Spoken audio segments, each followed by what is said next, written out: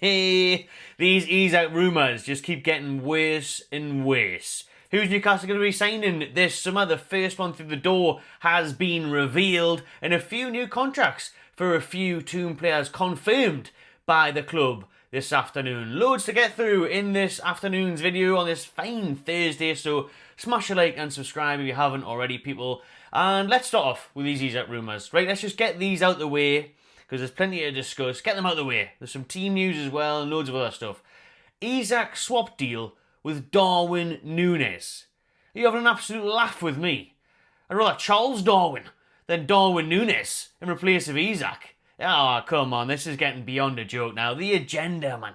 It's been Arsenal all this time, but now I think people have come round to the fact that Arsenal can't afford him and they're not going to get him, that he's going to go to Liverpool now because Salah's agent, he looks like he's going to go. We've seen Nunez in the flesh now, last night against Aston Villa, missing sitters. So now they want a striker, so they're going to look towards Isak. That one's definitely more possible than Arsenal. But this that came out today about a swap deal with Darwin Nunez. On what planet do you think we're going to swap Nunez for Isak? I mean, what on earth, man? Who is writing this stuff? What are they smoking?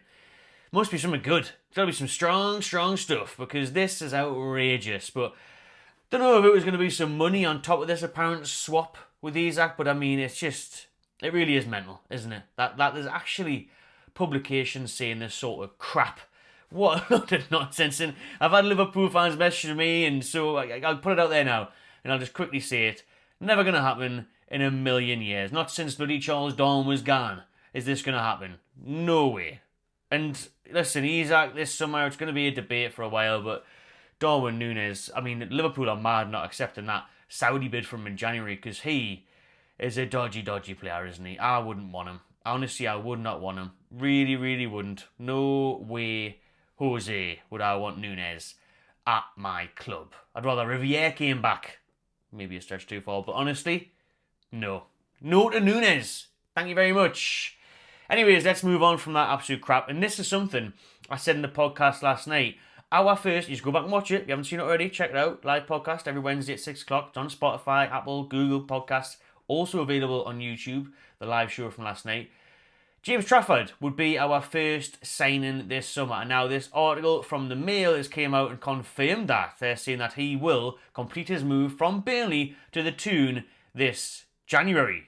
So there we go. Inside scoop, in the know, ITK. So, don't you know, we'll read the article anyways, but I told you last night. But anyways, that's the news that's coming out this afternoon, amongst many other things, that James Trafford will sign for Newcastle this summer. So he is the one that's going to be the first to the door, perhaps, this upcoming transfer window. If the deal is done, basically, and is expected to be completed according to these. But I said it yesterday, I just can't say how, but yeah, I think it'll be done, obviously, otherwise wouldn't have said it yesterday. This is what they've said. James Trafford's proposed move to Newcastle is now expected to be completed without any hitches this summer. Because last summer, there was hitches. The Burnley goalkeeper had agreed to join last August, only for the deal not to happen, much to the surprise and disappointment of some of those involved. Sources have expressed extreme confidence this week of the transfer going through at the end of the season, with Trafford still set on St James's Park. Now, the 22-year-old is having a brilliant season for Burnley.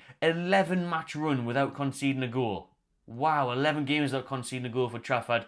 Beyond 1,000 minutes since he last seen a shot go past him at the back of the net. And obviously we know that did include a double penalty save against the Mackham. So he's already won us over, hasn't he? You know, that's enough for me. Now, there was confusion around this regarding Manchester City's buyback clause, because they did sell a player to Burnley for 19 million 2 years ago, but they have a fee of 40 million included as an option to re-sign him.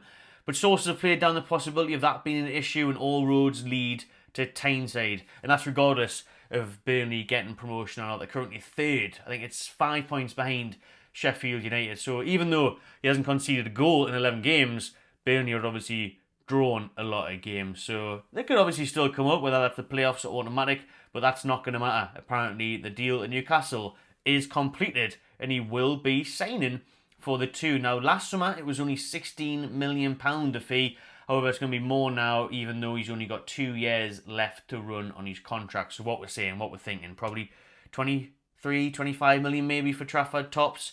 And let's be honest, the England under 21 international His ball playing attributes are perfect for Eddie Howe. That's what we're struggling with this season. Dubravka was better with that when he came in. Pope obviously just kicks it into Rosette every time. It's so annoying.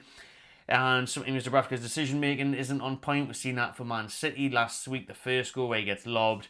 So this young international for England is right up there on Eddie Howe's hit list for the upcoming transfer window. And he would suit us to a T. Last summer, when I was doing videos on Trafford, I was saying I wasn't sure, I wasn't sold on him because it's all about potential. We've seen what he has done for the England youth levels, winning the Euros and that. He was unbelievable, won the Golden Glove there.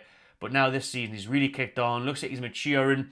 And obviously, like I say, double penalty saves against Sunderland. Good enough for me. Big step up from the Championship, of course it is. But honestly, I do really fancy that deal now, and I hope he does sign for the Toon this summer. On the subject of goalkeepers, just saying another one. We haven't got many, so we're signing Trafford. That'll be about 17 on the books. We're actually now looking even further towards the future because Newcastle have won the race to sign highly rated teenager Lucas Flack from Leyton Orient, the under 14 shot stopper.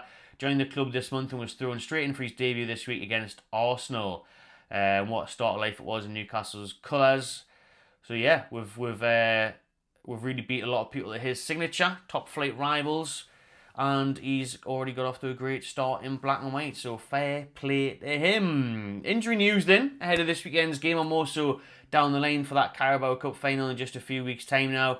Botman is expected to be a doubt for Forest. Obviously, we'll hear more about this from Howe press conference tomorrow, even though we can never really trust them because he said Barnes was still 2 weeks away and he was there at City. Didn't come on, but hopefully he does this weekend. Botman's a doubt for Forest. Joelinton should be back next weekend against Brighton, so that's great news. Obviously, we want Joelinton fit and round to go for that final, so there's a little bit of team news / injury news on that one. Jacob Murphy has politely declined the chance to play international football. He's still holding out for an England call-up, and fair play to him. We also discussed this on the podcast a few weeks back. The form he's in, the goals and assists record. Has he got any chance under Thomas Tuchel? Will he have an eye on him? He's been to St James Park a few times. I really hope Tuchel gives him a go. I think it'll be class, it'll be brilliant for Murphy to earn a call-up. We know he's 29, so maybe they look towards the future, and there's a lot of great wingers for England, so... But if you just went on data, you just went on stats in this season, Murphy's got to be right up there for England wingers, so let's hope he gets a chance. But in hope of that, for him, he's turned down Nigeria. He did get an offer to go play for Nigeria because he's eligible for them, but he's not went with it. He's declined that after 5 goals and 9 assists in all competitions. Super Eagles boss Eric Chell has the Newcastle man in his sights. And that would mean that Murphy could play at the World Cup next year, but he's not going to be joining the Nigeria squad anytime soon. What else we got in this one? I think that'll do. We also don't want to drag this video on for too long. Just lastly, we'll keep these on actually as we'll read out the proper tweets on it.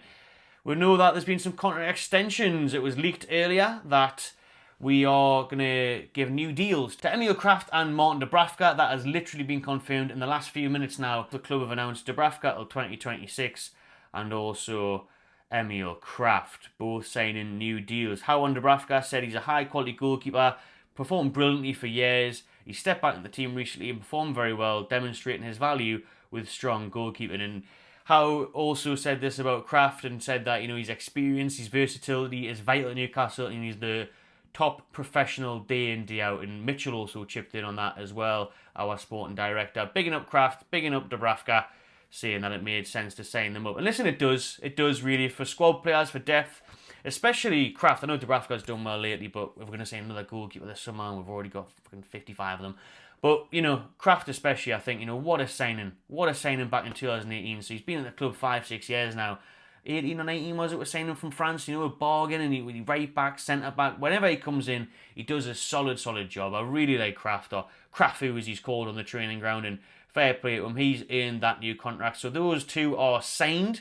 They're both signed 1-year extensions, Kraft and Dubravka, and we are also working on extending Fabian Schär's contract as well. Talks are progressing on that one. So those are signing up, which we're going to need, because the summer's big. A lot of players need to leave. We need players to come in, starting 11 players, squad players, especially, hopefully, if we get Europe.